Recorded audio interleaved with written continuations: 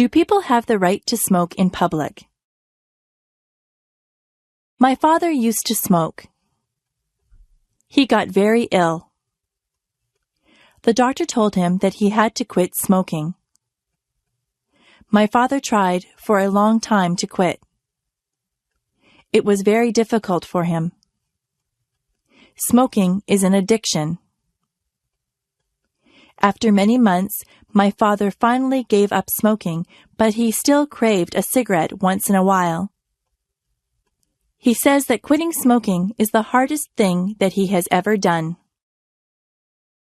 When my father did smoke, he smoked everywhere. He smoked in restaurants, stores, and many public buildings. Now, you are not allowed to smoke in a lot of public places. When my father smoked, the rules were not so strict. People could smoke just about anywhere. It really wasn't fair to the people who didn't smoke. Their clothes always smelled like smoke, and they breathed in second-hand smoke. Some people think that the second-hand smoke is actually worse for you than if you smoke yourself. People would smoke in their houses, and very young children would inhale the smoke that was in the air. Some people still smoke in their houses, and their children breathe in the smoke. Some restaurants have areas for smokers and non-smokers, but usually the smoke drifts from one area to the other. There are some businesses that have banned smoking altogether. Personally, I think that smoking in public places should be completely banned. I don't think that I should have to breathe in another person's smoke if I choose not to smoke myself. It wouldn't be fair for a non-smoker to get lung cancer because they had to be in a place where smokers were allowed to light up. I know that smoking is a powerful addiction and that it is very difficult to quit, but smokers should restrict their smoking to places where there is nobody else around. Lung cancer is an awful disease. Nobody should have to suffer with lung cancer. People should be educated about the dangers of smoking. Smoking should be banned in public places, but eventually I would like to believe that fewer people will smoke. It would be nice to live in a smoke-free environment. My favorite bedtime story. Every night when I was little, my mother would read me a bedtime story. My favorite story was Tom's Midnight Garden. This was a story by Philippa Pierce. It was quite a long book, and it took quite a few nights for my mother to read the entire book to me. In Tom's Midnight Garden, Tom moves to the city to stay with his aunt and uncle. He is very bored at their apartment. They have no children, so Tom has nothing to do. One night, the clock strikes 13 times. Tom knows that this is impossible. A clock can only strike up to 12 times. He sneaks downstairs and goes outside. When he goes outside, there is a wonderful garden that wasn't there the day before. The next day, Tom goes outside and finds there is no garden. The garden only seems to appear at night. Every night, Tom slips out to this wonderful garden and meets some people in the garden. He meets a girl named Hattie. Hattie and Tom become very good friends in this garden. Some very strange things happen in this book. There are some coincidences that keep you guessing about what is really going on. The surprise ending is wonderful. I really enjoyed Tom's Midnight Garden, and I was very sad when my mother and I came to the end of the book. I felt that I had visited the magical garden with Tom. It is a book that I will remember all my life. If I found a magic lamp. If I was walking down the beach one day and I happened to bump my toe on a magic lamp, I would pick it up and rub it. If it was a real magic lamp, but I don't believe that there really is a magic lamp, a genie would pop out in a cloud of smoke and he would call me master. He would say that he would grant me 3 wishes. I would have to think very hard about those wishes because I wouldn't want to waste them. I don't think I'd want millions of dollars. Money doesn't buy happiness, or so they say. I might wish for good health because if your health isn't good, you won't be able to enjoy anything. Some people might wish for beauty, but beauty is only skin deep. Some people would wish for a mansion or a beautiful car or a big boat. I don't want any of those things. Some people would want fame. Some people would want talent. Some people would wish for happiness. That might be a good thing to wish for.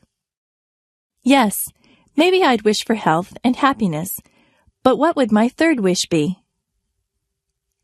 I could wish for something enormous, something global. I could wish for world peace. That would be a wonderful thing if somebody could grant me that. Yes, that would probably be my 3rd wish. It's too bad there aren't any genies inside magic lamps. I won't get my 3 wishes. I can still work toward getting my wishes. I can eat well and exercise to stay healthy. I can be involved with a lot of things and be with my friends to stay happy. I can volunteer my time to different organizations to help achieve world peace. I can do my fair share in my community to help others. That's how I can get my 3 wishes, not through a magic lamp. I can only get what I want through self-determination and hard work. That is the key to getting your wishes fulfilled. Superstitions. I am not superstitious, are you? Yesterday was Friday the 13th. Some people think that Friday the 13th is an unlucky day. I think that it is just like any other day. Some people believe that if a black cat crosses your path, you will have bad luck. I don't believe that either. My mother always gets upset if I open an umbrella in the house. She says that is bad luck. She is probably right about that one because an open umbrella would take up a lot of space and you might knock things over. If your left hand is itchy, you are supposed to get money. I have had an itchy left hand before, but I haven't received any money because of it. It is bad luck to walk under a ladder. That is probably true because you might knock somebody off the ladder or have a can of paint fall on top of you. If you are acting in a play, it is bad luck if someone says, "Good luck" to you. This is very confusing. You are supposed to tell an actor to break a leg. It doesn't mean that you want the actor to break his leg. It means good luck to the actor. Actors have a lot of superstitions that are very unusual. I am not superstitious. I don't believe in superstitions at all. It is just fun to learn about superstitions. Some of them are very old and have been passed down from generation to generation. I once did a project at school on superstitions. It was a very interesting topic, and I got a good mark for it. Help. Did you ever have to call for help? Were you ever in a situation that was an emergency? It is good to know what to do in case of an emergency. You should always know how to get in touch with the police and fire departments. I have read stories where very young boys or girls have called the police and saved their friends' or family members' lives because they knew just who to get a hold of. If you see a fire, you should call the fire department. A lot of tragedies have been prevented because the calls have been made quickly. It is important that emergency vehicles arrive very quickly. That is why those vehicles have sirens. When their sirens go, it means to get out of the way. Policemen, firemen, and ambulance attendants are trained to handle very difficult situations. They often save people's lives. They go through a lot of training to become good at what they do. They never panic in emergencies. For your part, you should keep emergency numbers near the phone or know what the emergency numbers are. Where I live, there is a special number that you call for any emergency. We teach that number to everyone, even very tiny children. It is important to remain calm if you need help. If you call an emergency number, you have to be able to speak clearly and tell the person you are talking to exactly what the problem is. I hope you are never in an emergency situation, but it is a good idea to be prepared. The peach orchard.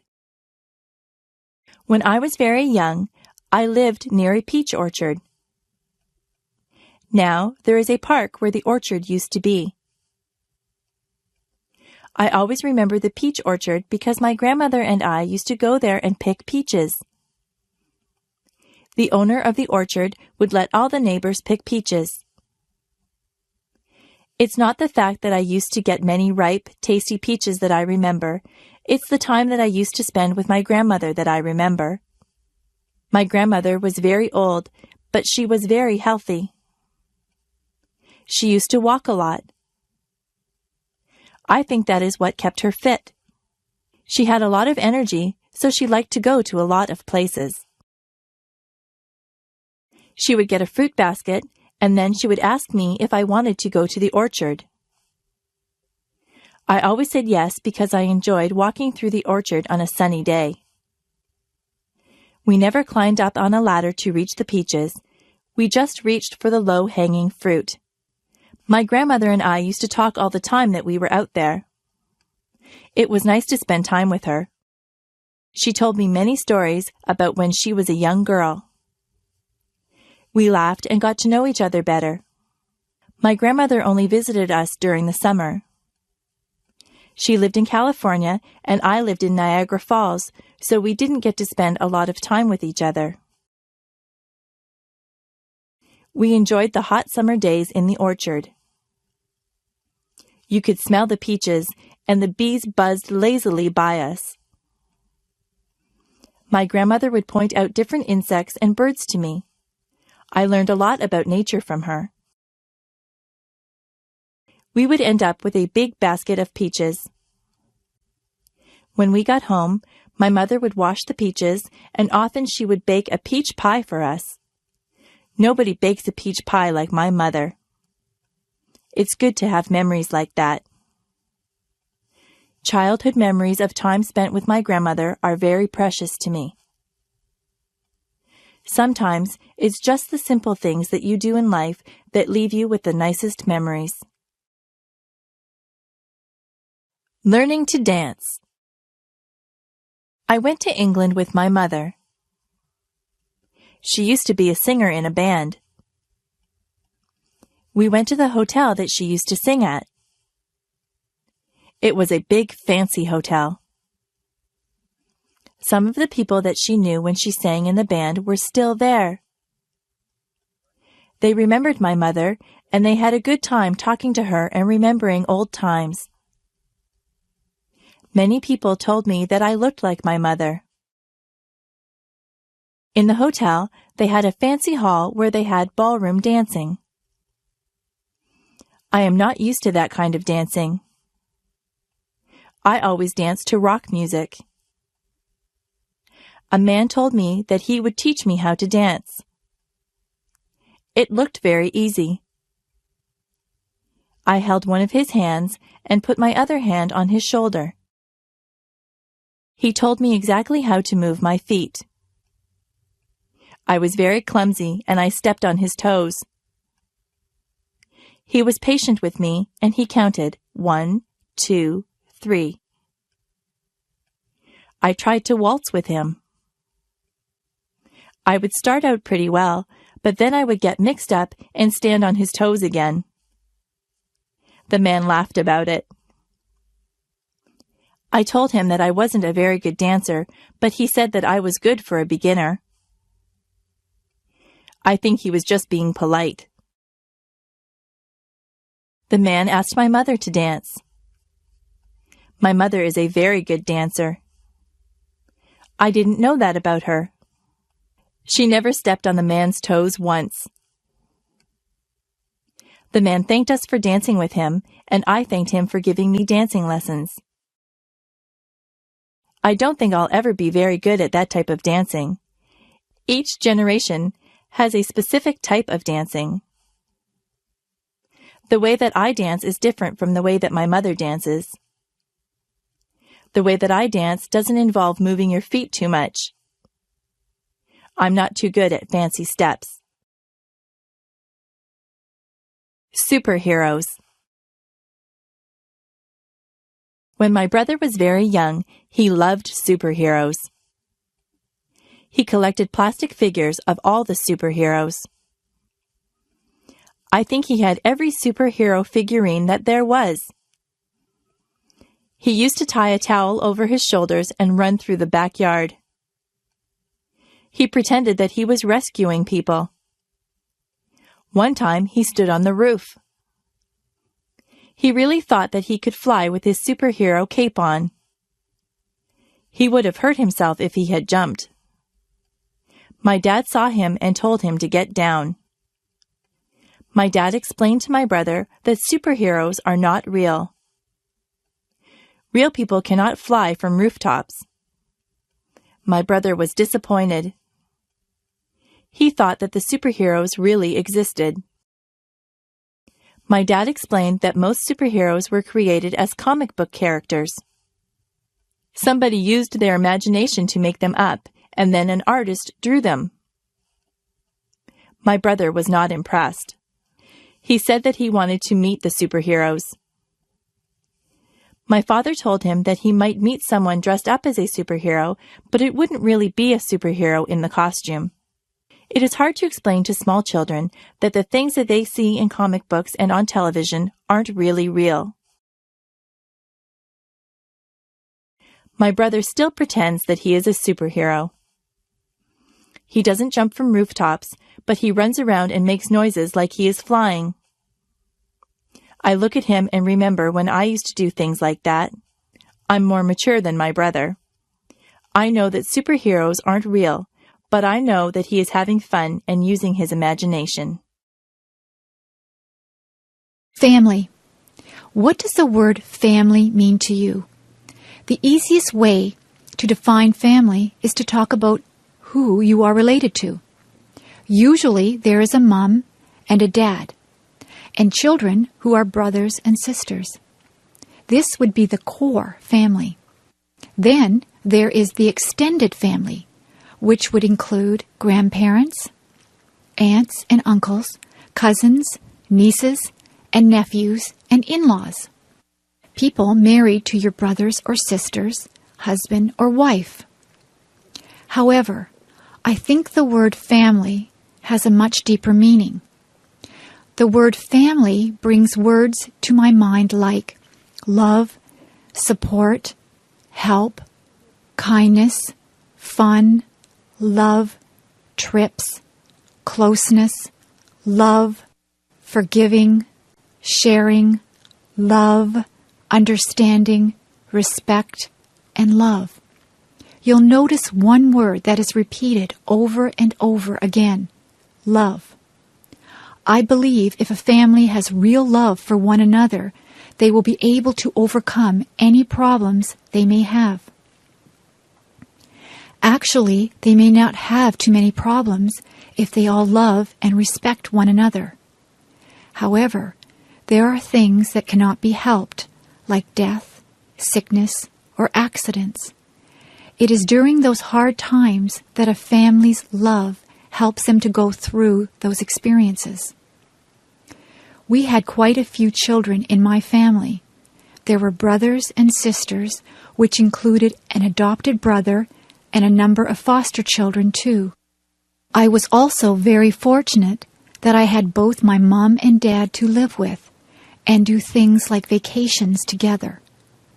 We had a lot of fun, and there were some times of tears too. Above all, we love one another. Family is a wonderful thing. I am so lucky. My first job. My first real job was during my last year of high school. I had taken classes in various business subjects. In that last year of high school, we could do a co-op. That meant we could work part of the time instead of going to school. It would count as a credit towards our diploma. The place I got a job was at a men's tailor shop. The owners were a very nice older German couple. They had 2 other men working for them too. One of the men had had brain surgery for cancer. He had a big, long scar all around the top of his head. He told me all about it. He was always happy and full of fun. I thought he was very brave. The tailor shop made suits to order. One of the salesmen would measure the man, and the customer would choose a fabric and style, for he or his wife liked. The people in the back of the shop would then cut and sew the suit. The suits cost a lot of money. There were also suits already made that the customer could buy instead if they wished. They could also rent suits or tuxedos for weddings or parties. I worked at a little desk. I answered the phone, wrote letters, filed papers, and did some bookkeeping. It was about a mile walk from my school to work. I passed many clothing shops. That wasn't good because I spent a lot of my money that I earned in those shops. I worked at the tailor shop for almost a year. It was a good experience and helped me get my next job with the United States Navy. That was fun too. First trip away from home. Today I'm going to my friend's house. Her name is Valerie. This is going to be my first trip away from home without my parents. My dad is driving me to Valerie's house, and I'll be staying there for 2 weeks. Her mom will drive me back home. It takes about 1.5 hours to get there. I have to pack enough clothes for play, work, and church. I hope I'll pack the right things. Of course, I have to remember my toothbrush and hairbrush. Valerie lives on a farm. I'll be helping her dad with milking the cows, I think.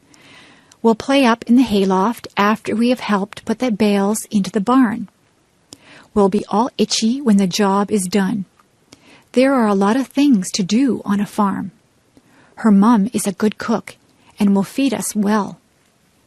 There is a nice pond where we can go swimming. I mustn't forget my bathing suit. I wonder if the farm dog comes into the pond too. That would be funny. My dad and Mom are giving me money just in case we go shopping. I hope we do go shopping because I want to buy lots of candy. I won't tell my Mom that. Oh dear, I hear Dad yelling, "Let's go!" I haven't even finished packing my things yet. I guess I better stop writing this now and get busy fast. Bye. My job. I work at a conservation park called Balls Falls. I've only worked there for 3 weeks now. I am a tour guide, and I tell people the history of all the old buildings there. Somebody told me that one of the houses I work in is haunted. Now I get chills every time I walk into that house. My boss told me that the stories aren't real, but I have an active imagination. Balls Falls is very beautiful. It has 2 different waterfalls, the upper falls and the lower falls. There used to be tons of water cascading over them, which turned a big water wheel to grind grain. However, through the years, the amount of water has really lessened. I love working at Balls Falls because I get to work outside a lot. I'm getting a tan. In July and August, I will be working with kids there at a day camp. I am getting ready now, making different crafts and thinking up fun new games to play. I can't wait to start working with them. I think that will be the best part of the summer. I will be going to work tomorrow. I usually have to work from 9 a.m. to 4:30 p.m. I also like the people I work with. They are very nice. Come to Balls Falls and I'll give you a tour. My hobby. Let's see. Today I might go fly a kite or maybe go for a swim. It is hot outside and I don't know what to do. My mom tells me that I should do something that I like doing on hot days. Since our house is nice and cool, I guess I'll stay inside and work on my hobby. My hobby is something that not a lot of people do. I make and collect bookmarks. To make my bookmarks, I use stickers and special art pencils to draw. I buy the stickers at a mall, usually in a card store. The art pencils are bought in an art store. To make the bookmarks, I start with a piece of paper. I measure out how big I want the bookmark to be with a ruler. I once made a bookmark so big that it couldn't even be used in a very big book. After I measure it, I draw lines so that I can cut it straight. Sometimes I use fancy scissors that cut zigzag or frills. Then I start to decorate them. I like to draw cartoons and flowers on my bookmarks. Sometimes I even put real flowers on them. A lot of the time, I write little sayings on the bookmarks. I like to give my bookmarks to friends and family. Sometimes I even sell my bookmarks to people. I like my hobby. I can draw whatever I want on the bookmarks.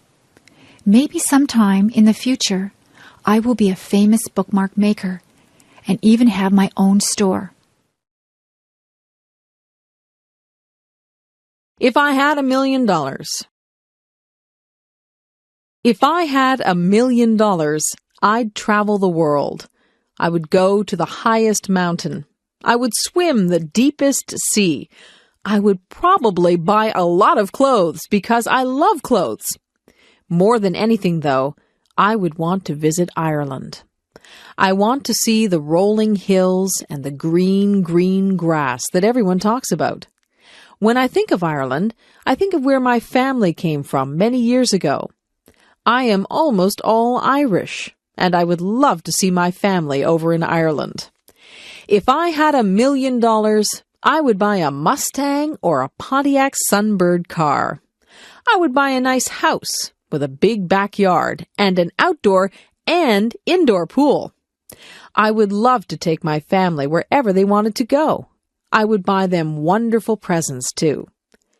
However, I know that money does not buy happiness. It does not buy you friends or family. It may bring some happiness only for the moment, but in the long run, your family is what will be there for you if you love them and are there for them. If I had to pick between $1 million and my family, I would pick my family. The $1 million is a nice dream. If that dream ever comes true and I do get a lot of money, I hope I would use it wisely. A picnic. What a great day for a picnic! We're not only having a picnic, we're having a big bike ride, too. We did this last year with a lot of friends also. It was really fun. We meet quite early in the morning in a pretty little town. The town is where the Niagara River flows into Lake Ontario in Canada. The town's name is Niagara-on-the-Lake. Then all of the people, 50 or more, get on their bikes or rollerblades.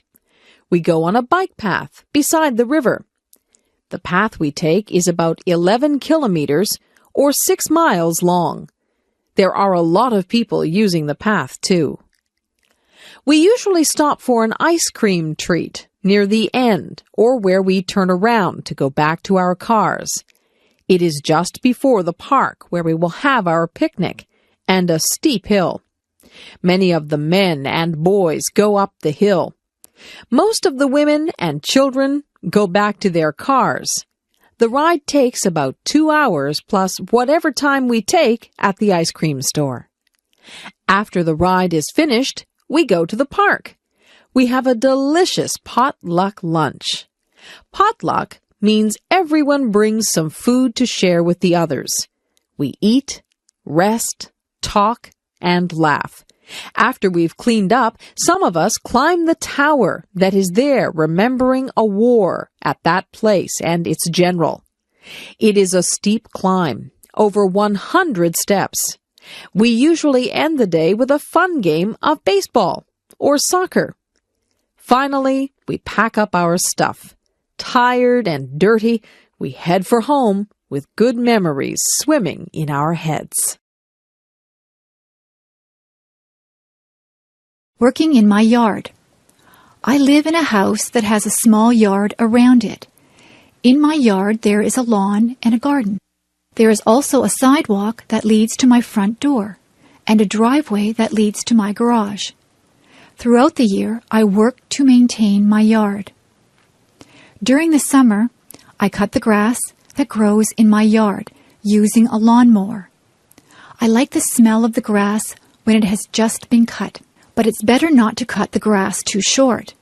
When the weather is dry, I also put water on the lawn and garden so that the grass and flowers can grow. During the autumn, many leaves fall from the trees in my yard. I use a rake to collect the leaves from the lawn. Then I can put the leaves into bags. I can use the leaves to make fertilizer. When I was a kid, I didn't like the job of raking leaves, but now I don't mind it. Another job during the autumn is to remove flowers from the garden before cold weather arrives. During the winter, there is no work to do in the lawn or garden because they are covered in snow. But I need to keep the snow off my sidewalk and driveway. Whenever it snows, I use a shovel to clear the snow from the sidewalk and the driveway. Sometimes it snows a lot. If I didn't shovel the snow, it would soon be impossible to get into my house. During the spring, the snow melts. I clean up my yard by sweeping away the dirt and by removing weeds from the lawn and garden. I also put flowers back into the garden. It's nice to see them again after the long, cold winter. When spring comes, the grass grows very quickly, so I need to cut the grass quite often. Working in the yard can be very satisfying work. It's so nice when the lawn and garden are looking green and healthy. Early morning. Yawn. I'm so tired. I don't like getting up in the morning. I wish I could sleep in until noon. My mom has to come into my room and shake my feet. "Get up, you lazy girl," she says. "It's time to rise and shine. It's a beautiful day." I raise my head, mumble and turn over, putting my pillow over my head. My mom yanks my pillow from off my head and starts tickling me. "Okay, I'll get up," I shriek. The sun is so bright that I squint. I think I will go outside and play. I can't wait to get up now. My mom cooks me breakfast. I have eggs, bacon, toast, and orange juice. When I finish my breakfast, I brush my teeth, comb my hair, wash my face, and then change into my play clothes.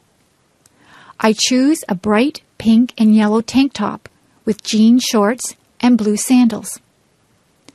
My bike is in the garage where my dad keeps the cars and tools. As I pedal, my hair flies out behind me. I keep my mouth shut so that bugs don't get in. I am going down a big hill now. I can hardly pedal anymore. My legs are moving so fast. I hang onto my handlebars tightly. I don't want to fall off. I finally am able to slow down as the road becomes level. I turn a corner and decide to go back home. I realize I now have to ride up the hill. I know I will be tired when I get to the top. I think that I will have some water now before I start to go up. It tastes great. It is so clean and cold. Well, I know that I have a big trip ahead of me, so I need to get going. Bye-bye. Divorce. Mary's parents just got a divorce. Mary is very upset. She thinks that her parents don't love her anymore. She thinks that they got a divorce because of her. She is wrong. Her parents love her just as much as they always did. They aren't getting divorced because of Mary. Sometimes marriages just don't work out. It isn't really anyone's fault. Marriage isn't easy. It is hard for two people to stay together for a lifetime. Sometimes people change as they get older and they move on. Some people have perfectly good marriages and they stay together for their entire lives. Divorce doesn't happen because the parents don't love the children anymore. A lot of children feel that it is their fault, but it isn't their fault at all. Children neither cause the divorce nor can they prevent it. It is up to the parents. Divorce isn't the end of the world. Children can still see both parents and stay with them. Life goes on. Sometimes children can get new stepmothers or stepfathers. That can be a good thing. You just have to be understanding and know that your parents still love you. Life doesn't always go the way that we planned it, but it has its twists and turns. Life is an adventure. If your parents get a divorce, just be understanding. Know that they love you and that this is a hard time for them. It is a hard time for you too, but these things have a way of working themselves out in the end. If my fish could talk. I have a goldfish. He swims around in his bowl all day. He looks bored. I look inside the bowl and watch him. His mouth always moves. He looks like he is talking. I imagine what my goldfish would say if he really could talk. I think he would say, "Hey, I'm bored in this little bowl. Why don't you get me a bigger tank with more fish in it? I would like to have some friends to swim around with." I went out and bought a bigger tank for my goldfish. I put some plants at the bottom of the tank, and I got a miniature deep-sea diver to put at the bottom of the tank. I looked into the tank and imagined what my goldfish was saying. He seemed to be saying, "This is a nice tank. It's roomy in here and you decorated it well, but I still don't have any friends to swim with." I went to the pet store and bought 3 more goldfish. I put them into the tank. All of the goldfish seemed to look at each other. They swam near each other and seemed to be playing games. I knew which one was my goldfish because he has a black spot on his fin. I looked at him and imagined that he was talking again. He said, "This is great. I have a big new home and friends to swim with. These are nice goldfish that you brought home for me. Thank you." Goldfish can't really talk. I know that. I just like to pretend that my goldfish talks. He seems very happy now with his nice new home and his new friends. I don't think goldfish can smile either, but it looks like my goldfish has a smile on his face. The best teacher. I have had a lot of teachers. Some of them were good and some of them were boring. There is one teacher whom I remember very well. He is the best teacher that I ever had. His name was Mr. Alvin. He was a history teacher. History is not my favorite subject. I don't really enjoy history a lot. When I was in Mr. Alvin's class, he made history seem exciting. He was more of an actor than a teacher. If he was describing a war, he would make us feel all the emotions that the soldiers and their families would have felt. We could almost hear the guns firing and the people shouting. He would paint a picture in our minds that was very vivid. When I had a history test in his class, I didn't have to study much. I would remember every word that he had said. I would see him doing the actions that went along with his stories. He was very animated. He would shout out orders as if he was a general, or he would speak softly and reverently when describing the death of a great hero. The most important thing that I learned from Mr. Albin was that I did really like history. I just thought that I didn't like it because most people had made it dull by just reading from the textbooks. History is not just a series of dates and dull facts. History is what really happened. History is real life. All the historical figures had real families and emotions. They weren't just fictional people. After I took history from Mr. Albin, I realized that I really did have an interest in it. He was my favorite teacher, and I will always be grateful to him for making me aware of just how interesting history really is. Weather. Sometimes I watch the weathermen on television.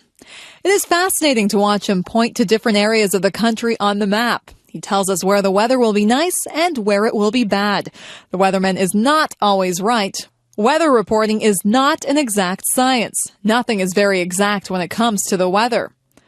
The weather department does a lot of research, but they can never be sure of exactly what will happen. Sometimes it looks like it will be clear, but the wind changes direction and clouds move in. The weatherman can warn people if there is a chance of a hurricane or tornado. The weatherman can also warn people of floods. Sometimes entire towns have to be evacuated because of bad weather. It is important to be aware of the weather. For example, it is not good to be caught in the middle of a field when there is going to be a thunderstorm. You might want to take extra precautions if there is going to be a heavy snowstorm. You would need to be in a secure place if a hurricane or tornado was predicted. You might want to cancel a picnic if you knew that it would rain that day. The weather affects us in so many ways. Some people are really affected by dull, cloudy days. If there are no sunny days, they become very depressed. Heavy air pressure can cause some people to have headaches. Weather affects all of us in one way or another. It is always a topic of conversation. People often say things like, "Hello, it's a beautiful day today." Often we plan our lives and activities around the weather. So if you are planning on walking home tonight, keep an eye on the sky. Are those rain clouds up there? You might need an umbrella. How to avoid catching a cold. How many colds do you catch in a year? Most of my friends catch quite a few colds. They cough, sniffle, and sneeze. They carry around tissues and blow their noses all the time. Their eyes water and they have scratchy throats. I don't get many colds. In fact, I can go for a whole year and never catch a cold. This is why I consider myself an expert on how not to catch a cold. I'll tell you how to avoid catching a cold. I think that you need to take a lot of vitamin C. I eat a lot of fruits and vegetables. I drink fruit juice too. I also take vitamin C pills.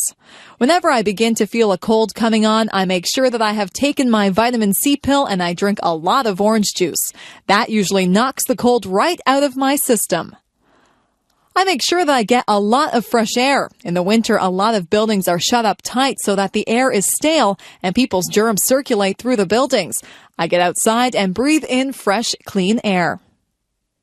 If somebody is rude enough to cough or sneeze right in front of me without covering his or her mouth, I just hold my breath for a second. I'm not sure if this works or not, but I don't want to breathe in anybody's cold germs. Many germs are passed through hands. It is important to wash your hands thoroughly if you touch anything in a public place. If I hold a banister while I'm walking down the stairs, I think of all the people who have used that banister, and I make sure that I wash my hands before I eat. Doorknobs also have a lot of germs on them. Money is another thing that is passed from hand to hand and is covered with germs. Sometimes I see people stick money into their mouths. Just think of all the germs that you would be putting into your mouth if you did that.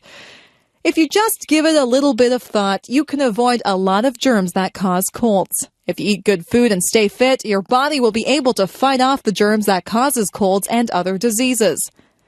It is not always possible to avoid colds, but if you do catch a cold, drink plenty of fluids and get a lot of rest. The future. I sometimes wonder what life will be like in the future. Life has changed so much in just the past few years. I'm sure that there are still big changes that are coming. Do you think we'll still drive cars? Maybe we'll get into computerized vehicles that we won't have to drive. We'll just push a few buttons and the vehicles will take us to wherever we have to go. Maybe there won't be roads. We might just fly through space to get where we want to go. Instead of telephones, we'll just use our computers. We'll be able to see each other when we talk. That type of thing is already happening. Maybe we won't have to cook our meals. We might be able to push buttons to order whatever we want. A nice roast beef dinner or an ice cream sundae might just pop out of a machine. It would be nice to have a robot to clean the house for you. In the past few years, computers have been extremely important. People used to write to each other through the mail. Now people communicate so much more frequently through email. Most of my friends own computers. If we had all of these things to do the work for us, what would we do? We would still need people to program the computers. We could spend more time being creative rather than doing everyday chores. The future holds many surprises. I'm sure that technology will become even more and more amazing. When my parents were young, they had never even seen a color television. Nobody owned a computer. It doesn't take long for things to change a lot. Who knows what amazing things are in store for us? Giving a speech. I had to give a speech last week. I gave a speech to 300 people. I had to speak in front of a group of students. I had to tell them about a campaign that we were having to raise money for cancer research. Giving a speech can be a difficult thing. When you stand in front of a big crowd, you can get very nervous. Some people feel like they have weak knees. Their legs feel as if they are made of rubber. Their heart beats very hard inside of their chest. Their palms get sweaty. Some people even become short of breath. For some people, giving a speech is their worst fear. When you give a speech, everyone is looking at you. They are waiting to hear what you have to say. When you have 300 people looking at you, you have 600 eyes that are on you. It is a little frightening when you think of it that way. Before I give a speech, I take 3 big breaths. I calm myself and I remind myself that what I have to say is important. I like to be sure of what I am going to say, so I practice my speech in front of a mirror at home. I like to look like I am relaxed and friendly. They say that practice makes perfect, so the more speeches that you give, the better you will become at it. Whenever I have to give a speech, I imagine that the audience is just one big person. I look out into the audience until I find a friendly, smiling face. I focus on that person, and I pretend that I am just talking to them. I've become used to giving speeches. I am more relaxed now than I used to be. People tell me that I do not look nervous at all. I like to hear that. Sometimes I do feel a little flutter of nervousness, but I just ignore it and do the best that I can. Giving a speech is not as scary as it appears to be. Anyone can do it with a little practice. Moving to another country. My friend Steve moved to another country. He had lived in Canada all his life and he moved to Japan. Life in Japan was very different for Steve than what he was used to. At first, Steve suffered from culture shock. His whole life seemed different. He was not used to the way of life in Japan. Steve was not used to the large crowds of people that walked up and down the streets in Japan. In his hometown in Canada, the streets were fairly quiet. Steve had to get used to the food. In Japan, the people eat a lot of fish. Steve had never eaten much fish before. Steve wanted pizza, but it was expensive in Japan. Steve said that he had to adjust his eating habits. The people in Japan have different customs than we do here in Canada. Steve didn't want to offend anyone, so he had to learn the customs. He had to learn about what Japanese people considered polite and rude. Sometimes in a foreign country, you can do something to insult someone without even realizing that you are being rude. At first, Steve had trouble with the language. He said that the only way to really learn the language is to talk to people. Steve talked to a lot of people. He made a lot of mistakes, but people were patient with him, and they tried to help him with his Japanese. It wasn't long before Steve felt more comfortable in his new surroundings. You have to be willing to learn new customs and a new language if you move to another country. Steve feels very comfortable in Japan and in Canada now. He is thinking about going to another country now. He thinks that he might like to try and live in Italy. I'm sure that he would get over his culture shock very fast if he moved there. Moving to a new country can be difficult, but if you are willing to learn, it can be a very rewarding experience. Look for the beauty. I have learned that things don't always go the way that they were planned. If something doesn't happen the way that I want it to, I try to make the best of the situation. I always try to find something good in everything that happens. Last year, I broke my ankle when I was walking on an icy sidewalk. At first, I was very upset. I was missing school and there was a party that I wanted to go to. I couldn't do very much of anything. My ankle was very sore. I stayed home and I read a book. It was an excellent book and one that I probably would not have had time to read under normal circumstances. My friends brought my homework to my house and we had some really nice visits while they were here. I had to accept the fact that I couldn't go anywhere on my broken ankle, so I made the best of a bad situation. Once I lost my way when I was out camping. I ended up in a very large field. I was afraid that nobody would find me, but I calmed myself down and took time to examine all the interesting wild flowers in the field. My family did find me. They were surprised at how calm I was. I have learned that there is something valuable inside every adventure and something beautiful inside every person. We had a new boy who came into our class. His clothes weren't in style and he was not particularly handsome. Some of the boys and girls made fun of him. Sometimes people can be really cruel. He seemed to handle it all right, but inside, I knew that it must hurt. Some of my friends and I invited him out with us. We found out that he had a terrific sense of humor, and he is probably one of the nicest people that I have ever met. He has since become one of my best friends. It makes me ashamed when someone that I know judges someone by how they look. It isn't fair to do that. You'll find that something good comes out of almost every situation. You'll find something good about almost everyone that you meet if you look hard enough. If something doesn't work out the way you planned it, just make the best of the situation. Look for the beauty in everything. My doll. When I was an infant, I got a rag doll. It was a very plain little doll, and it wore a clown outfit and a clown's hat. I used to take that doll to bed with me every night. I couldn't go to bed without my doll. My mother used to pretend that the doll was talking to me. She would make the doll dance and sing songs. I would talk to the doll. My mother would answer for the doll, but I was a baby, and I thought that the doll was actually talking to me. That doll was my best friend. I took her everywhere. One time I took her to a store with me and I left her on a shelf in the store. We were halfway home when I realized that I didn't have my doll with me. I was very upset. My mother and I rushed back to the store. My doll was still there. I was so relieved. I hugged my doll and I promised myself that I would never leave her anywhere again. I couldn't imagine life without that doll. Through the years, the doll became less important in my life. I had other things to do, but the doll still sat on my bed during the day, and I still took it to bed at night. I gave that doll a lot of love when I was little. In fact, I love that doll so much that she looks tattered and torn now. There are parts of her face and hands that are almost worn away. I had a lot of other toys when I was little, but none of them were ever so important as that doll. I don't play with toys anymore, but that doll is still in my room. She sits in a special chair in the corner. I'll always have that doll. No matter how worn out she is, I'll always keep her and cherish her as part of my early childhood.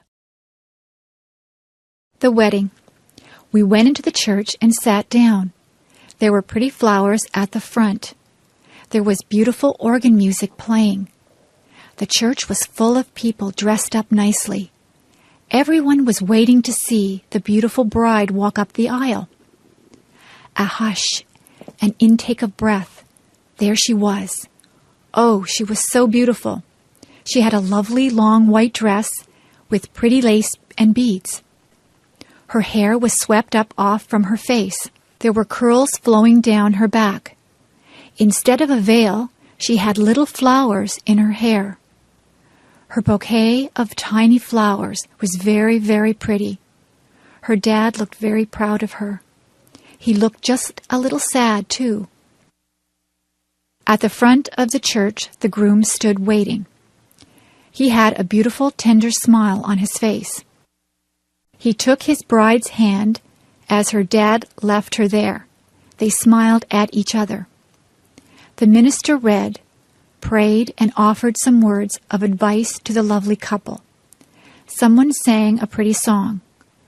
The groom slipped the simple wedding band on the bride's finger. She struggled a little to put a band on his finger. Pretty soon the minister said they were now husband and wife. They kissed. We all stood as they walked down the aisle to live the rest of their lives together as Mr. and Mrs. We cried.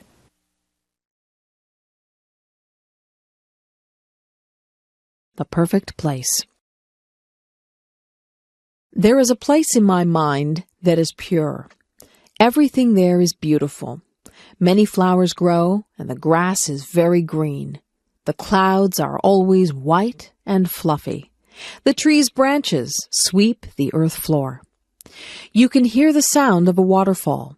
It is roaring with life, and the water races. A bird calls in the distance, and as you listen, the sound gets closer.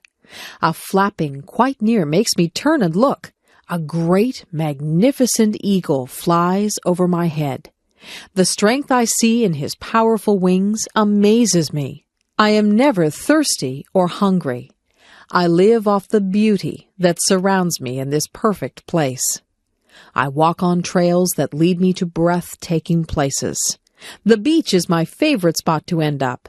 The sand between my toes is soft and cool. I love to lie down on the sand. I watch the sun go down. Sometimes the sun is a brilliant orange. The world seems like it is on fire. Waves lull me to sleep. The seagulls wake me up. In this perfect place I have learned so much. The animals and their homes are so precious. I have learned to respect the animals. They were here first. The sounds, smells, and sights are too perfect and full of life. There is no war here, no anger or stress. I don't have to worry about pollution or destruction. My perfect world exists only in my head. Maybe if we all work hard, my fantasy can become real. Visiting the zoo. When I was a kid, I always enjoyed visiting the zoo. My family lived far away from the zoo, so we didn't go there very often. But whenever we went to the zoo, I always had a fun and interesting time. Some of the animals were very large. Of course, the elephants were huge, and they had such an unusual appearance, with their big ears and their long trunk and tusks. The giraffes were very tall, with long necks that reached high into the trees. Some of my favorite animals were big cats. The lions looked very powerful, with their big teeth and paws. The tigers were just as big and strong, with yellow and black stripes. But the bears were even larger than these cats. The polar bears, with their bright white fur, liked to swim through the water. The grizzly bears had brown fur and liked to roam around on land. The animals from Australia seemed very unusual. The kangaroos, with their strong legs and long tail, could jump great distances across the ground. The baby kangaroo could go inside its mother's pouch. Another Australian animal, the koala bear, crawled slowly in the trees where it ate leaves. The monkeys and apes were also very interesting. In many ways, they reminded me of people. Some of the monkeys were very small. They could use their arms, legs, and tail to swing through the trees. Some of the apes were very large. The gorilla was the largest of all. Sometimes a big gorilla would stand up and pound his fists on his chest. To see all the animals at the zoo took almost a whole day. By the end of the day, I was very tired from walking around. But I was also very happy to see all the amazing animals from places around the world. The dentist appointment. My dentist called my house the other day. He told me I needed my teeth cleaned.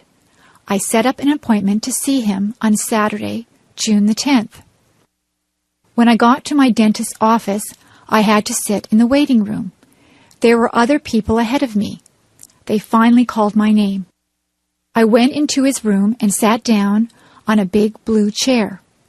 They leaned it back. A bright light was turned on. It hurt my eyes, so I closed them. My dentist asked me to open my mouth. I did. I thought my mouth was very big, but he told me to open it even wider. Soon he began poking around to see if I had any cavities. He flossed my teeth and put fluoride around my teeth too. The fluoride tasted like bubble gum. I had to spit into a dish-like bowl. It squirted out water. My dentist kept asking me questions. I couldn't answer because there were weird tools in my mouth. When I tried answering back, he seemed to understand, though. His helper came into the room. She asked me to open my mouth again. I had to clamp down on something that felt like rubber. She put a big camera-type machine right next to my cheek. She did this on the other side of my face as well. They took 2 pictures of my teeth. It was really cool. The dentist told me my teeth were perfect. I didn't have any problems. I could go home. See you next year, he said. Daydream. Little Annie was very bored one lazy afternoon. She had nothing to do. She had already played with her brothers in the sandbox and had tea with them and her dollies, too. She had baked chocolate chip cookies with her mom and even tasted one. They were very good, she thought. Now Annie was trying to figure out what else she could do to pass the day away. Little Annie decided that she would go to her favorite spot in the world, the green, grassy field full of daisies beneath the great oak tree. She took a red and white blanket with her. She laid it down on the ground, and then she lay down on it. She lay there looking at the clouds, fluffy and white. She saw bunnies, huge gray elephants, and scary-looking crocodiles. Soon little Annie was drifting in and out of clouds and reality. The clouds started dancing with her, begging her to come and play. She got up from her blanket and joined the clouds. They flew over rooftops of all of the village people, swam with the fish in the lake, and said hello to all of the birds that they passed by. Little Annie was having so much fun. The clouds had formed into a chariot, so little Annie could drive if she wanted to. She drove over a rainbow that was bright in the sky. Then she shot through the branches of her friend's spruce tree. Annie suddenly came to a stop. Hearing someone call her name, Annie looked around. She blinked once, twice, and finally everything came into focus. Her brother was tugging at her leg, wondering why she was staring into outer space with a big grin on her face. "Oh," little Annie said, not really knowing that she had been sitting there all along. My friend in the next office. When I started my job a year ago at the university, I did not know my way around. I did not know where to find anything. I had a million questions. But Diane in the next office took me on a tour showing me the places to eat, the library, the lecture rooms, where to get a picture ID card, how to get from one building to another. When I had a question, I asked Diane how to use the telephone, where to make copies, where to print with my computer, the location of my mailbox. She teaches as I do. We both spend a lot of time helping students and answering their questions. She giggles a lot. I hear her laugh with her students. Sometimes she asks my advice about her work or about a problem, and I ask her advice. Sometimes she comes into my office and says, "I am really angry. Can I whine to you?" Then she talks about a problem, and I listen. And then she returns cheerfully to her office. Sometimes I go into her office and say, "I'm upset about something that happened. Can I come in for a minute?" Then I grumble to her, and she listens, and then I go back cheerfully to my office. Each of us feels better when we have shared our problems. Then they are no longer problems. Diane is shy in a group of people. She is quiet and does not start a conversation. Everyone around her talks, and she listens. On Friday afternoons, she makes popcorn for everyone. We all sit in the staff room and eat microwaved popcorn and drink tea and talk. We start to relax for the weekend and talk about our plans. She is a good friend. She helps my students when I am not there. She wishes me good luck when I go to a lecture. I am very glad that she can be my friend in the office beside mine. The Musician. There once was a little girl named Rain Angel. She loved to sit at the piano and play. Rain Angel was a very gifted girl. She had a voice that gave people shivers, and she loved to sing. As Rain got older, she continued to love music. Rain became involved in the choirs and bands at her high school. She loved performing in front of people. She couldn't help but feel the sense of power she had when she was up on stage, and there was always loud clapping when she finished a song. Rain soon went out on her own and looked for someone that could help her become famous. Rain wanted to share her talent with the world. She felt that her special talent for music helped people feel good. Rain went out into the big world, and she did very well. She was always performing her best, and someone finally noticed her. Her new agent helped her to make her first album. Rain became famous because she never quit trying. Rain loved her new way of life. She continued singing and playing her piano. She was even taught how to write her own music. Rain Angel had always dreamed of becoming a celebrity. She always remembered her friends and family when she was famous because they had always believed in her. Rain Angel strove for a faraway place, and it became her reality. She always believed that what she wanted to become was her choice. She believed that if you have the strength and determination, you can make your dreams come true. The Circus. Wow! A big tent was in the middle of the town's parking lot. We were going to a 3-ring circus. I couldn't wait for it to begin. Inside and outside of the tent, toys, balloons, and food were being sold. All of the children were so very excited. Inside the tent, we found good seats so we could see everything. The band started to play loud music, and the ringmaster came out with a big tall hat on his head. In one ring, there were small animals, dogs, monkeys, and parrots doing tricks. The dogs were dressed in funny clothes, and so were the monkeys. They rode on bicycles, danced, and climbed ladders.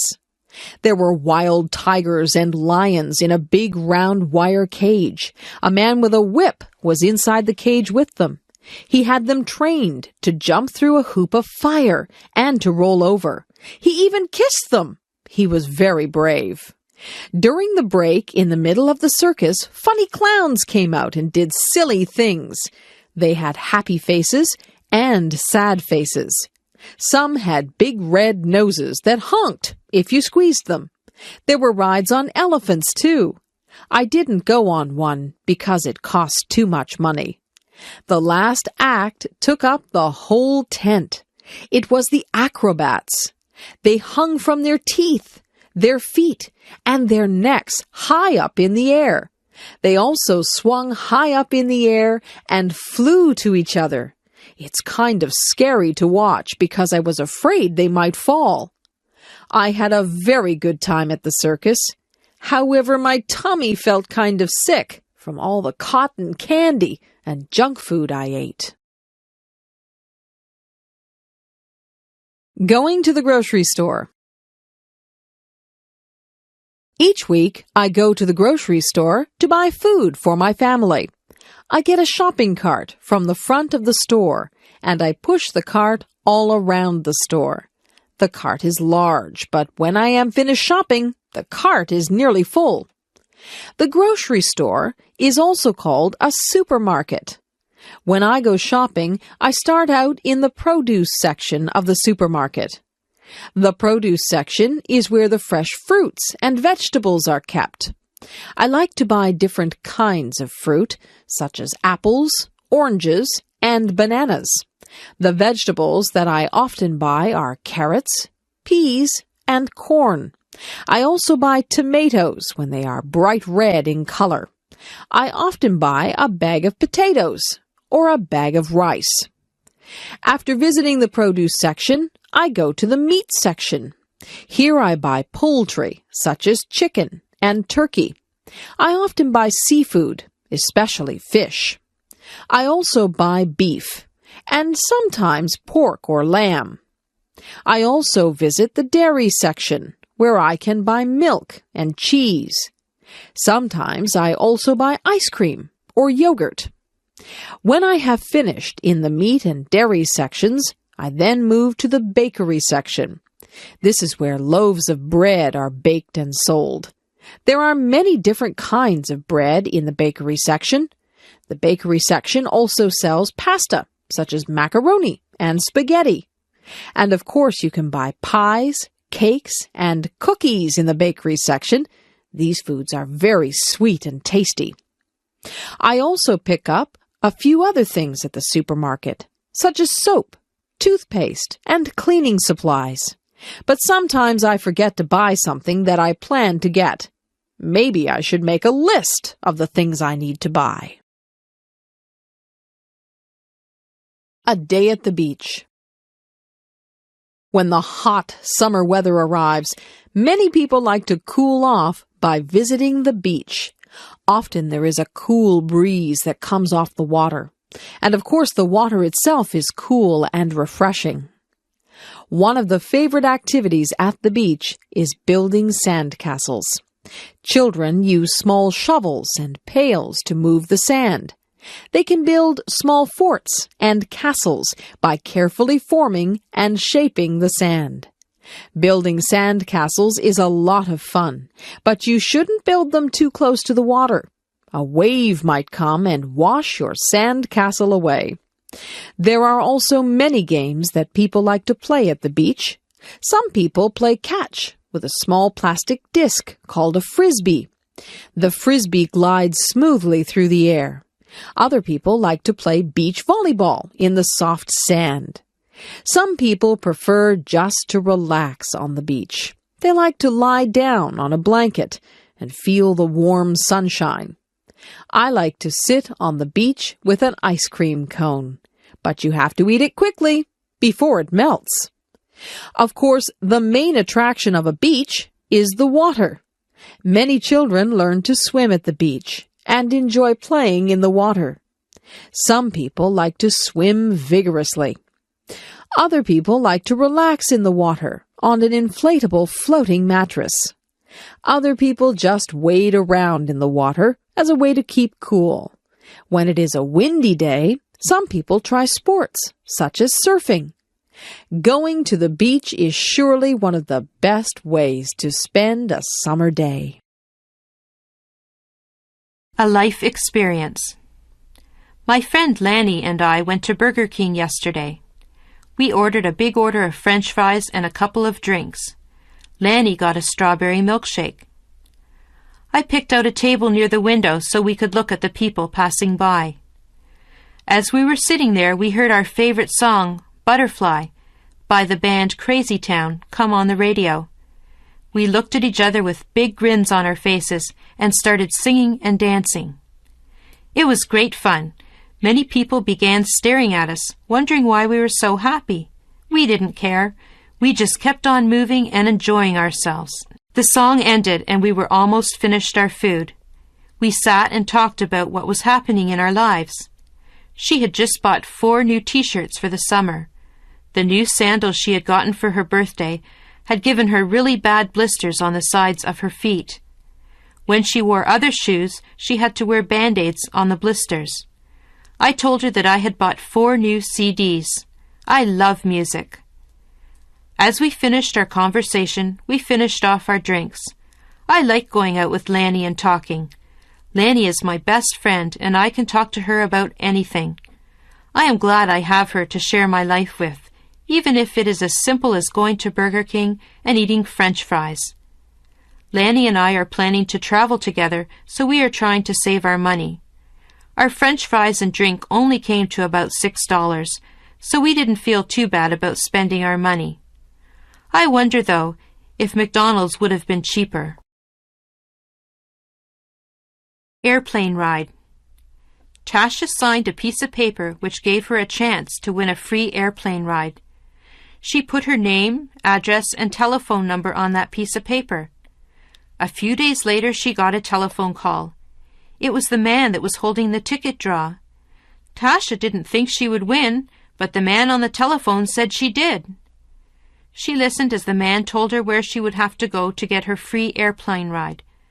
She had to go near the town of Grimsby.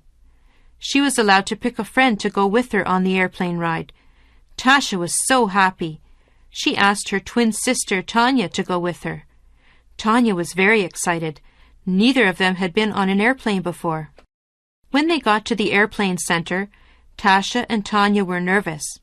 They knew the airplane was small, so that meant only the pilot and them were going to be in the plane. Their mum took a picture of them beside the plane before they left. Tasha and Tanya hopped into the plane. They put their seatbelts on and got ready for takeoff.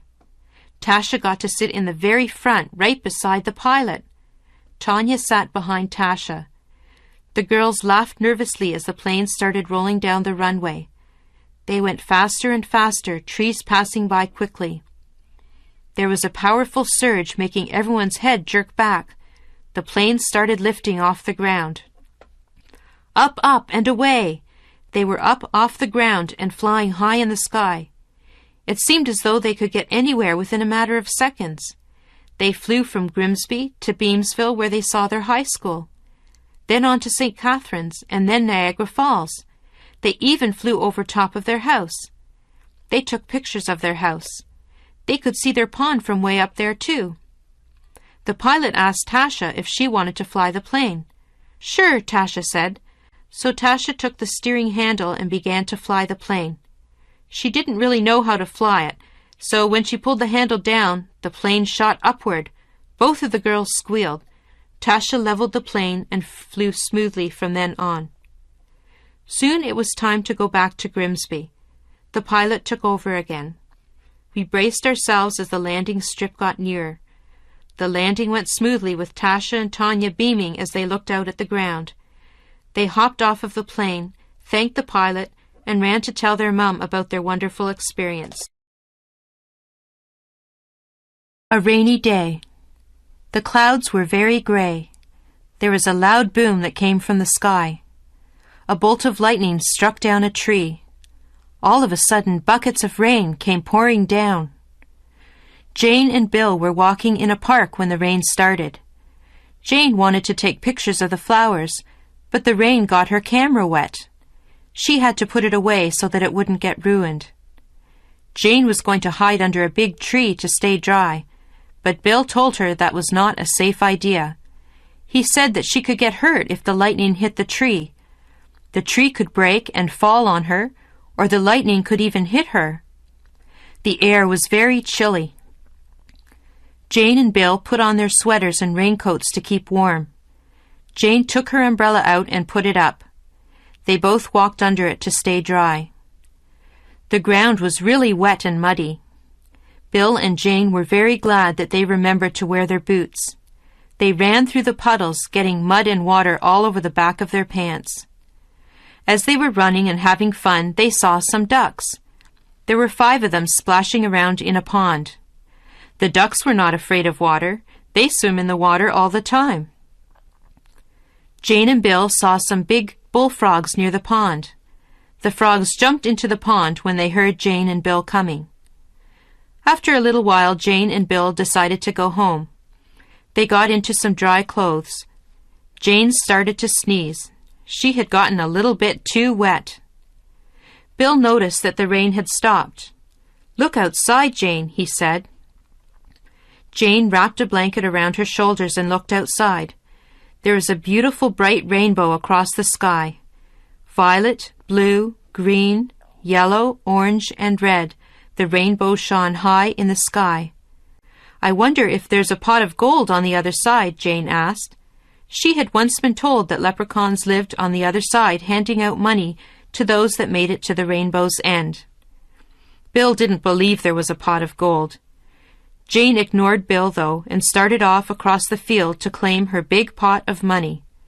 Let's hope Jane finds her way back home safe and sound with a big pot of gold.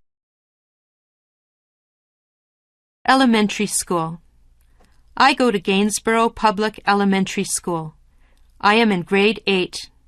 I am known as the King Queen of the school this year. I feel very grown up.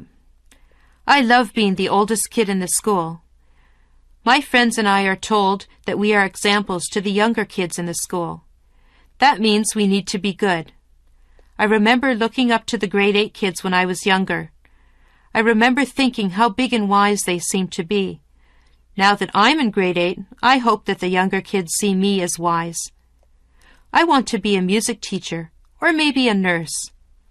My school counselor helps me plan for high school. I am nervous because I know I will not feel like the king anymore. Things will be so different. I am excited because I will be meeting so many new people. I am looking forward to my graduation. I will wear a pink silky dress. My shoes are a light pink too. My date's name is Chad. He is very nice. He is a good friend. I have known Chad since I was a little girl. I know that my future will be a bright one. I will miss all of my friends, but I know we will see each other again someday. Being a princess. Sometimes I think that I would like to be a princess. A princess would live in a palace and wear beautiful clothes. She would have servants to do chores for her, and she would probably marry a handsome prince. People would recognize her. They would wave to her as she drove by. It seems like it would be a lot of fun to be a princess. But maybe it wouldn't be so nice. Maybe it would be terrible to be recognized by everyone. Maybe a princess would feel like everyone was watching her. She would have to look nice every time she left the palace. There would always be people with cameras who wanted to take her picture. A princess would have no privacy. Even in her own palace there would be servants around, so she would never really be alone. If I were a princess, I would worry about security for my family. Sometimes people who are in high positions are threatened by other people. That would be a worry. I'm not so sure that being a princess would be all that much fun. I think it might be better to be just a normal person like me. I don't have to worry about looking wonderful all the time. People don't follow me around and take my picture.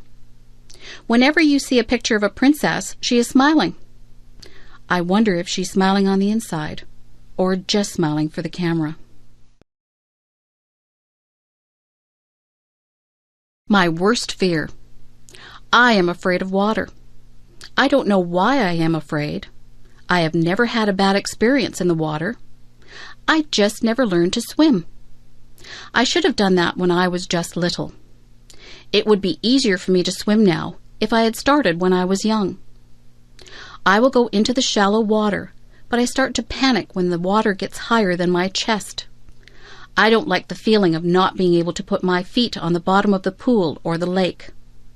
I don't like to get water up my nose. I choke and cough when that happens. My friends just tell me to relax and I will float, but I find it hard to relax in deep water. They keep telling me that if I panic, I will sink. Most of my friends have had swimming lessons. Some of them are even lifeguards. They have tried to teach me to swim, but I think I need to go to a place where they actually teach swimming. It would be nice to jump into a pool of cold water on a hot summer day, That would be so refreshing. If I go out onto a boat, I always wear a life jacket. I think it is wise to do that. Everyone should wear a life jacket on a boat. I would rather be safe than sorry. I have decided that I will overcome my fear. I will go and take swimming lessons. I have a goal. By this time next year, I would like to be able to swim the length of the pool without being afraid. It is best to face your fears and deal with them. I hope that I can overcome my fear of water.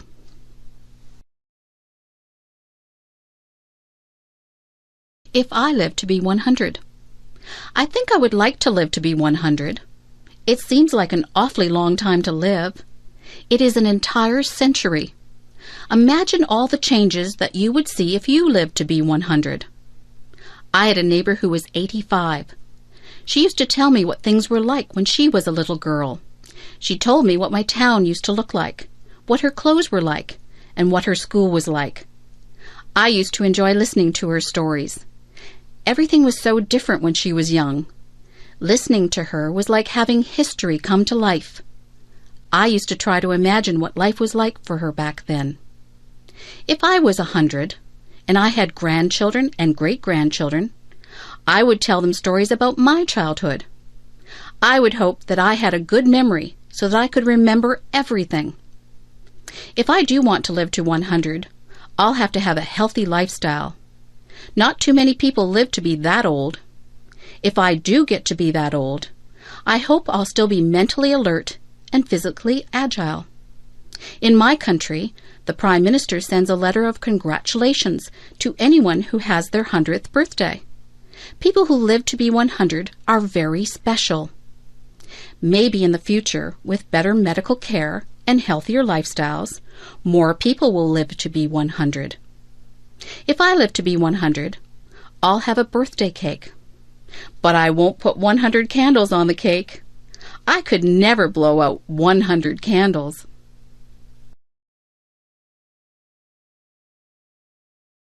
What I like most and least about myself. I was trying to think up the best and the worst things about myself. I think the best thing about me is that I am very friendly. I have a lot of friends, and they all like me. I try to be good to my friends. I don't often have arguments with people. I think that I am quite easy to get along with. The worst thing about me is that I sometimes feel sad. Sometimes I don't feel sad for any particular reason. I just get into moods where I am depressed. Sometimes there is a reason to be sad. I was sad when my pet frog died. I was sad when I lost my favorite baseball card. On those days, I'm still nice to my friends, but inside I feel like there is a heavy weight in my chest. I think that everyone feels sadness sometimes. I try to do things that make me happy whenever I get into one of my sad moods. Last Saturday, I felt a bit sad, so I called up my friend John and asked him if he wanted to go to the movies. We went to a comedy. We laughed all the way through the movie, so that by the time the movie was over, I didn't feel sad anymore. My friendliness is my best trait, and my sad moods are my worst traits. I have to work at getting over my sad moods more quickly. Being sad doesn't do anyone any good. There is no use in feeling sorry for oneself.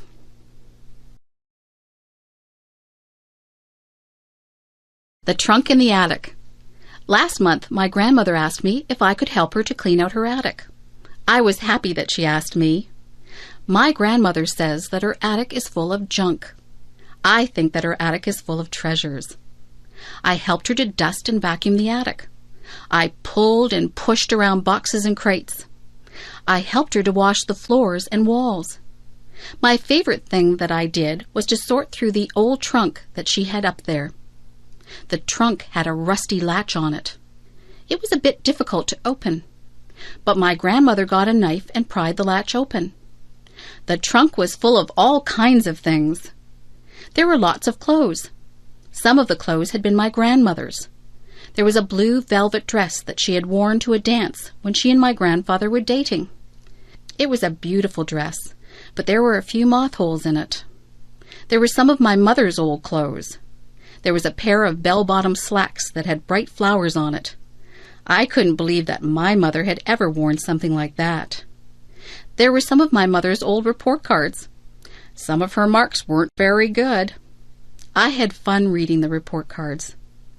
There were photographs. There was a picture of my grandparents holding my mother when she was a baby. There was an old baseball glove that one of my uncles had owned. There was even one of my old dolls in there. One of her legs was missing. My grandmother said that I was rough on my dolls when I was little. I should have taken better care of my toys. There was even some old jewelry. I tried on some of the old clothes and jewelry. I told my grandmother that I liked looking through old things. My grandmother told me to keep whatever I wanted. She said that it was all junk. I still say that her trunk was full of treasures.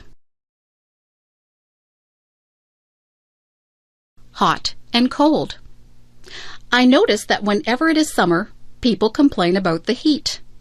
But whenever it is winter, people complain about the cold. It seems that people are never satisfied. I don't like the winter. It is usually much too cold for me. My teeth chatter and my fingers turn numb whenever the weather gets cold. It is hard for me to warm up once I start to freeze. I try to wear layers of clothes, but winter winds go through my clothes no matter how much I wear. My feet feel like they are blocks of ice on a cold January day when I walk home from school. I would not like to live in a place that had cold climate all year long. I am not comfortable when it is too cold. I like the summer. Some people say that it is hot and sticky in the summer, but I don't mind the heat at all. I love to feel the warm sunshine on my skin. I like the freedom of not having to wear heavy coats and boots. I am the happiest when there is a slightly cool breeze that comes along to refresh you on a hot summer day. I could live in a place with a hot climate. I would enjoy that. Of course, when you are in a place with a hot climate, there are more bugs than in places with cooler climates. I don't care for bugs. Where I live, it is very humid. The heat and moisture combine to make it uncomfortable sometimes. It is nicer when the heat is high, but the humidity is low. It would be better if I lived somewhere where it was hot, but not humid. That would be just perfect. Walk a mile in my shoes. Have you ever heard the saying, walk a mile in my shoes? I think it's a very good saying. Do you know what it means? It means that before you judge someone, you should put yourself in his or her position. For example, if someone was running in a race and they did very poorly and came in last, it wouldn't be fair to say, oh, he's just a terrible runner. You would have to look at all the circumstances that made the person lose the race. Maybe they pulled a muscle in their leg the day before. Maybe this is their very first race. Maybe they are not in good form because something isn't right in their lives. There can be so many things that affect a person's life, performance, and moods. If someone was very quiet at a party, you couldn't just assume that they weren't friendly. You don't know what is happening in their lives. They could be feeling ill, or they might have just had a bad experience. Nobody can know exactly how another person feels. Even if someone tells you what he or she is experiencing, you still won't fully understand what is going on inside the other person. Everyone perceives and feels things differently. To walk a mile in someone else's shoes is to try and understand things from that person's perspective. We are all shaped by the events that have taken place in our lives. No two people have gone through the exact same things. So, before you are quick to judge someone, stop and think about what it is that they might have gone through. You won't always understand why people do what they do, but you can try to understand and put yourself in their position. If I could go back in my life. If I could go back in my life and do some things differently, this is what I would do. I would not waste so many hours in front of the television set. I would get out and enjoy my life rather than watching actors in shows. I would be a little more considerate of other people. I would realize that my mother has more to do than pick up after me. I would pay more attention in school. Tests are easier when you have paid attention rather than fooling around in class. I would save more money rather than spend it on useless things. I would read more. Reading is enjoyable, and it opens the doors into all kinds of wonderful places, both real and imagined. I would learn to play an instrument. Music is always appreciated if it is played well. I would eat better foods. I would try to stay healthy through my diet and exercise. I would take more pictures, and I would keep a journal. Memories are very precious. I would take the time to listen to what people have to say. People appreciate a good listener. I would take the time to enjoy each day as it comes. Sometimes I am so busy looking forward to what is coming up that I don't take the time to enjoy the day that I am living in. That's what I would do if I could go back in my life. In fact, I think I'll just make a habit of doing all of those things all through my life. Joking. Joking is good. Jokes can be very funny. Jokes can also be hurtful. Jokes can be tasteless too. It is not an easy thing to find jokes that do not offend anyone. Some jokes make fun of different races. Those jokes are not funny. They are hurtful. It is not right to tell racist jokes. Many jokes use bad language or are about questionable subject matter. These jokes are also not acceptable. Many people are highly offended by rude jokes. What some people find funny, others will not. Comedy is a very personal thing. Some people like slapstick comedy. That is the kind of comedy that the Three Stooges use. Some people like very subtle humor. Some people will laugh at just about anything. Sometimes it is not appropriate to laugh, but you feel like laughing anyway. Did you ever see anyone fall down?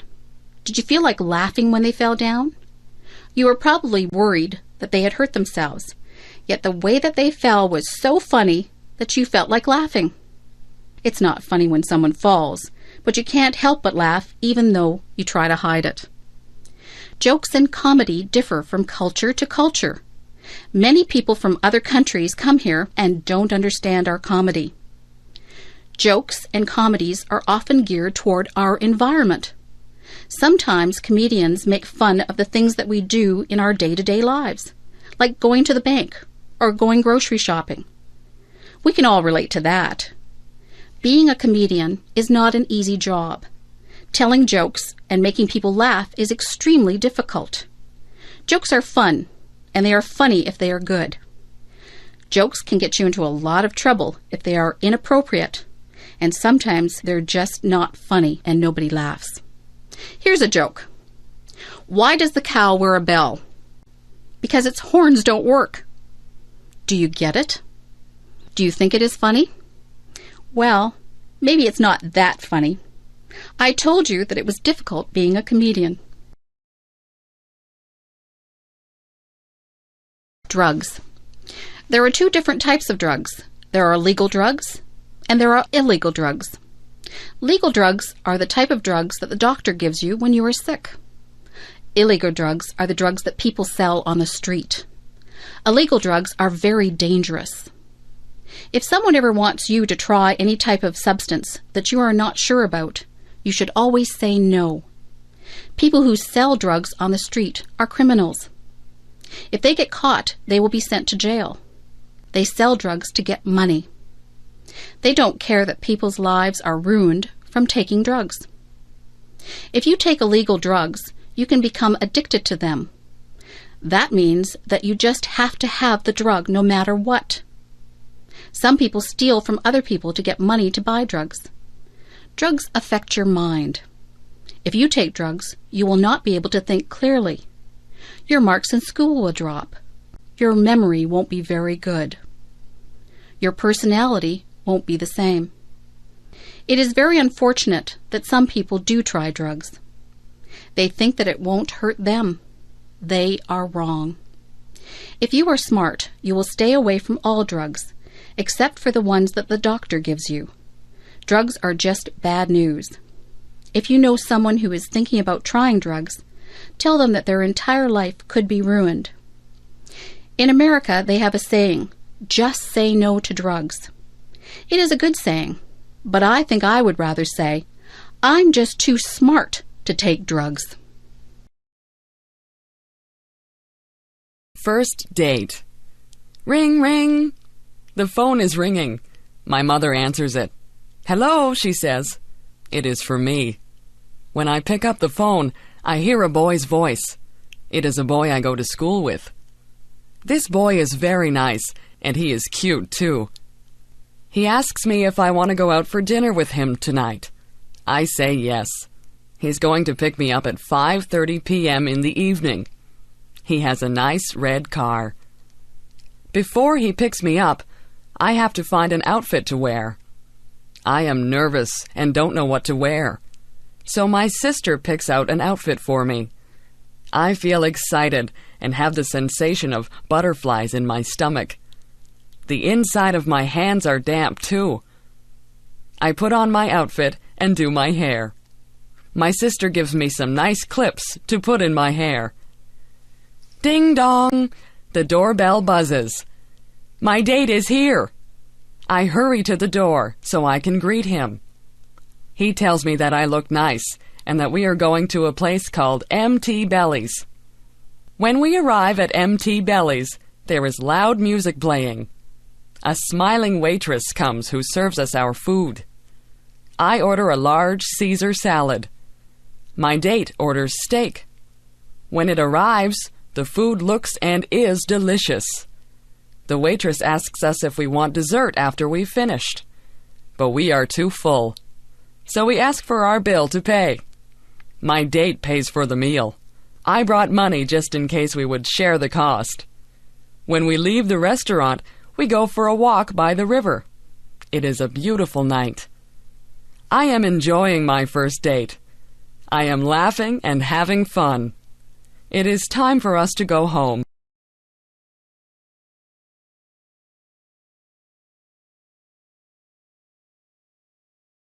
University.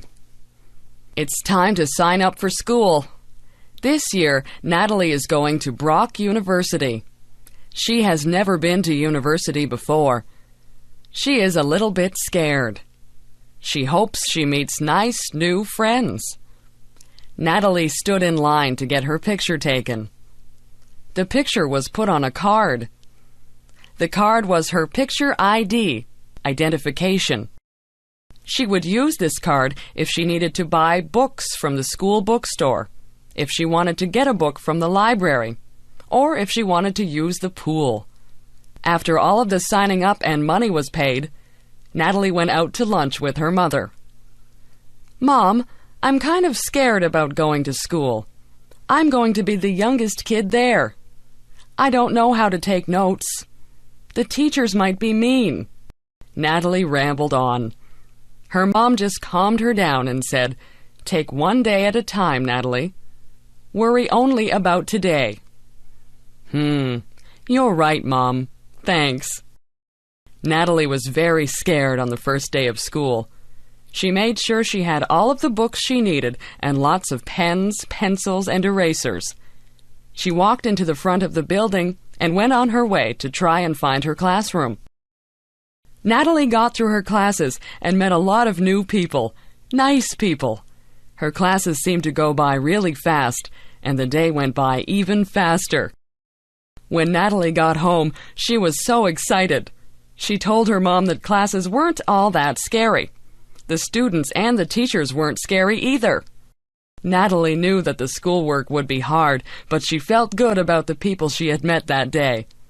She knew she'd have a good year. School dance.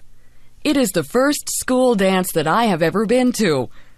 All of the boys are standing on one side of the gymnasium, and all of the girls are on the other side. There is loud music playing, and I can hardly hear my friends talking. The music is going fast, and some people are starting to move to the beat of the song. Soon all the girls are dancing, but the boys are still standing against the wall. Then the song ends, and slow music comes on. I don't know what to do, so I just go and stand against the wall. Then one of the boys in my class comes over and asks me if I would like to dance to the slow song. I really feel awkward and nervous, but say yes. We go out into the middle of the gym, and he puts his hands on my waist, and I put my hands on his shoulders. We start to move to the music, and we step on each other's feet. He is bigger than me, so my toe starts to hurt a little bit.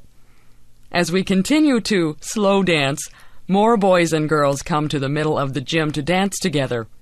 It sure is funny to watch people dance because they are stepping on each other's toes and bumping into each other and turning in opposite directions. Soon the song ends, and the boys go to one side of the gym again. The girls decide that they want to dance to a fast song, so they stay in the middle of the gym and dance with one another. Our teachers are making sure that we are behaving because they are watching us. I wonder if they want to dance. They probably are remembering their first school dance. I wonder if someday I'll be grown up, just like the teachers, and laughing at the memories of my first school dance. I sure hope so. Health. Our health is very important to us. People can have good jobs, money, or good looks. However, if they become sick, those things don't mean a thing. It is wonderful to feel good. Feeling good isn't just about our body. It is also about our mind and spirit. We need to feel good in every area of our life. One of the things we can do to be healthy is to get enough sleep.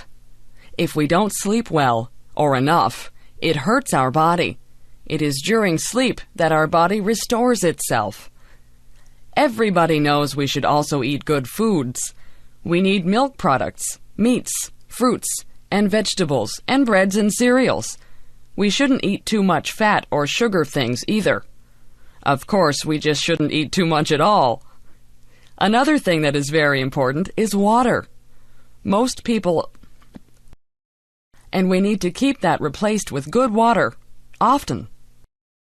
Exercise is very good for both our body and mind. It is good for our heart, lungs, muscles, and bones. It gets oxygen to our brain to help us think better. It can help us be smarter. Doing things that we believe are right and good gives us peace inside. It makes us nicer people and is good for our spirit. When we do what we know is right, it helps to reduce stress, which isn't good for any part of us. When we take care of our body, mind, and spirit, we feel good all over and inside too. What a beautiful world this would be if we could all work at doing these things for ourselves and also trying to be a help to others. Halloween. Ghosts, goblins, witches, princes and princesses, kings, queens, skeletons. So many of these things are walking down my street. Oh no! They are coming to my door. The doorbell chimes, and I slowly open the door. There, standing on my front porch, is a little ghost and a cute little witch. They hold up a bag and say, "Trick or treat." I put candy into their bags, and they smile and say, "Thank you." Every October 31st is Halloween. That is when children dress up as different things. Not just funny people, but things like animals or fruits or vegetables. They go from door to door and get different candies or little toys from the people in the houses. Some children, who are not very nice, will do naughty things to houses where people are not home, like throwing eggs at their windows. I think that is bad. Sometimes people decorate their houses for this day. Some of the houses can be pretty scary. They'll have scary noises coming from a tape recorder, too. However, it's only for a few days out of the year, so we may as well have fun with it. This year my brother is dressing up as a skeleton, and I'm dressing up as a bride. I am wearing my mom's wedding dress. It is fun dressing up in costumes and putting on lots of makeup. Sometimes our friends don't even know who we really are. The best part of Halloween is the candy, of course. I once got an entire garbage bag full of candy. My mom and dad took it away because I was eating too much. Mom gave me a piece of candy every day, though. If you eat too much candy, you can get a stomach ache. You need to remember to brush your teeth often, too, so you don't get cavities. Still, that candy sure does taste good. Well, it's time to go trick-or-treating, so off I go, door to door, getting yummy candy and hearing people say, "Oh, aren't you pretty?" New Year's. 10, 9, 8, 7, 6, 5, 4, 3, 2, 1. Happy New Year! What is New Year's? Well, to me, a new year is when the date of the year changes. This year it is 2001, and on December 31st at midnight, it will change to 2002. I wonder who invented the changing of the years, and how it was made the way it is. It must have been someone a long time ago, since it's already 2001. When New Year's comes closer, a lot of people talk about New Year's resolutions. I don't bother making resolutions, because I never do them anyway. And the ones I do make are usually ones that will happen anyway. I guess it's just common sense. The biggest reason why I like New Year's is because of the fireworks that we have here in Canada and many other countries too. You should see some of the fireworks that go off. There are many different colors. There's pink, blue, purple, yellow, green, red, even white, silver, and gold. Fireworks make loud bangs, squeals, siren sounds, and sometimes all at once. There are lots of different sounds, but I can't even explain what they are all like. Fireworks are best when it's very dark outside. They light up the whole sky. Sometimes they look as though they are going to fall on you. I like New Year's because it's fun in other ways, but the fireworks are the best. You can buy fireworks to use for your own fireworks show. However, you have to be careful that no one gets burned or hurt. Usually there are parties at New Year's. Some people really dress up fancy and even wear masks. They don't know who one another is until midnight when they take their masks off. As midnight comes very close, everybody begins to count down, and then everyone yells out, "Happy New Year's!" and bangs pots and pans or rings bells or honk horns. Join me in the countdown on New Year's Eve. 10, 9, 8, 7, 6, 5, 4, 3, 2, 1. Happy New Year! More music. I like music. I have always liked music. Even when I was very young, I liked music. I like to listen to it and to make it. When I was a little girl, listening to nice music would sometimes make me cry. That may seem silly, but the music was so pretty that I cried. As I grew older, I started to take piano lessons. I was not very good at first, but after a while, I got better. Also, as I grew older, I started to take violin lessons. I did not sound very good at all at first, but I improved. When I was a teenager in high school, I made sure I had music classes every year. Those were the classes I enjoyed most of all. Everyone loved music, and we had a lot of fun.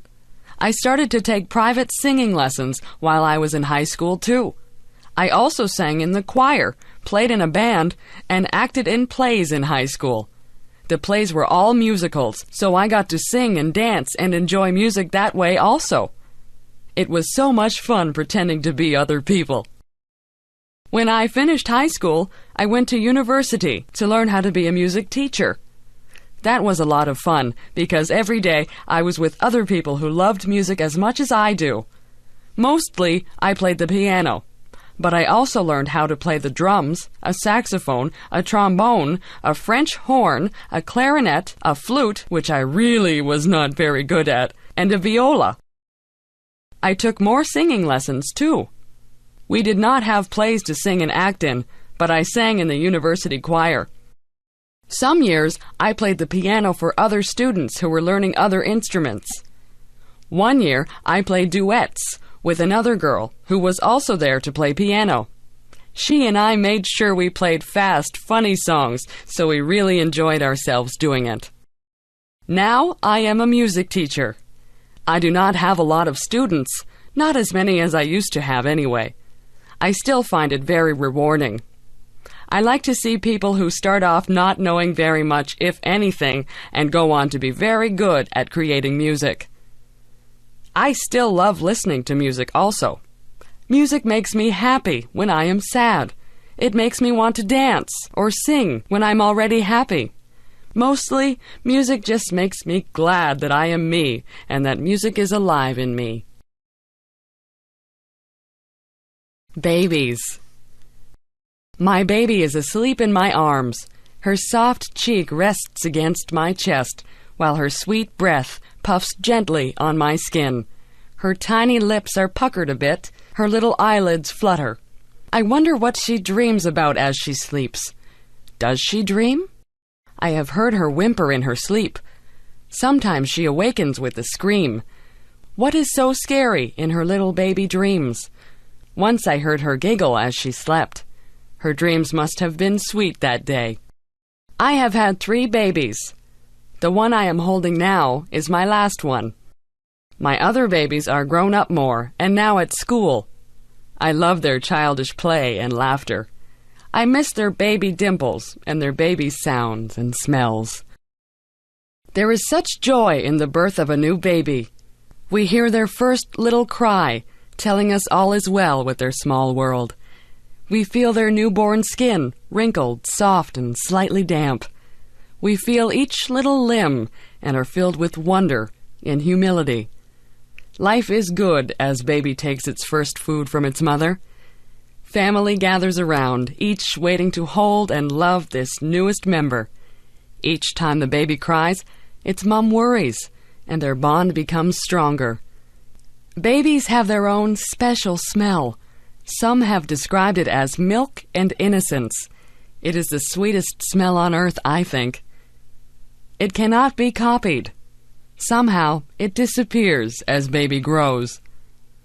I love to hear my baby talk. Once in a while, I can even understand a little bit. She is so serious in her baby talk that I just have to pick her up and hug her. I love to hear her say, "Mommy." When my baby is tickled, or when the dog or her big brothers do something funny, it is so sweet to hear her baby laugh. It's such a cute little giggle. Sometimes she laughs so hard, her face turns red, tears come to her eyes, and she falls down weak with the laughter. Those who watch her can't help but laugh too. I hope she always laughs so easily. The parents watch with pride and joy as baby grows and has many firsts. There is the first time baby sleeps through the night, rolls over, smiles, laughs, hugs and kisses. Then there is the first tooth, crawling, first step, and first word. With each new first, the baby becomes less a baby. These steps are a little sad to parents, too, because they know they're losing their baby. However, to a mother, even an adult child is still her baby. My baby is not perfect. Sometimes she gets mad or whines for no reason. But to me, she is still beautiful. Her smiles more than make up for her tears. Her hugs wipe away when she's been bad. I intend to cherish each moment with my baby while I can.